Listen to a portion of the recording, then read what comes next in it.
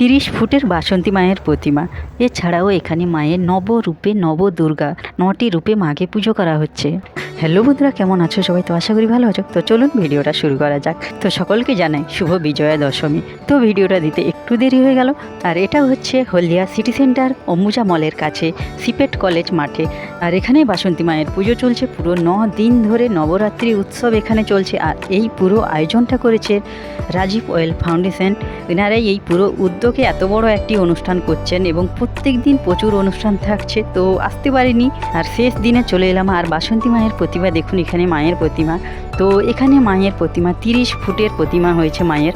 এছাড়াও এখানে যে মায়ের 9টি রূপ বা নবদুর্গা, সেই 9টি রূপকেও তুলে ধরা হয়েছে। হ্যাঁ, বাসন্তী মাকে তো আমরা মা দুর্গা হিসেবেই চিনে থাকি বা মা দুর্গা হিসেবেই পুজো করে থাকি।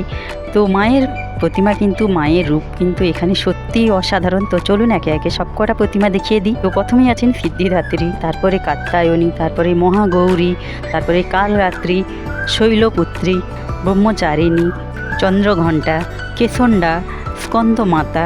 তো নবরূপে নবদুর্গা। কেমন লাগলো আপনাদের? সত্যিই অসাধারণ লাগছে মায়ের এই প্রতিমা। প্রত্যেক কটি প্রতিমা অসাধারণ ছিল। তো চলুন বাইরেটা একটু ঘুরিয়ে দেখাই। তো ভিডিওটা বেশি বড় করব না। আর এখানে দুটো অনুষ্ঠান মঞ্চ হয়েছে, একটাই সাংস্কৃতিক অনুষ্ঠান, নাটক এইসব হয়, আর একটি হচ্ছে মূল মঞ্চ, যেখানে বড় বড় সেলিব্রিটিরা আসছে, সিঙ্গাররা আসছে। এছাড়া এখানে মায়ের 100 কেজি ঘি দিয়ে হোমযজ্ঞ হয়েছিল অষ্টমীর দিন। এছাড়াও 4000 লোকের একসঙ্গে অঞ্জলি দেওয়ার ব্যবস্থা।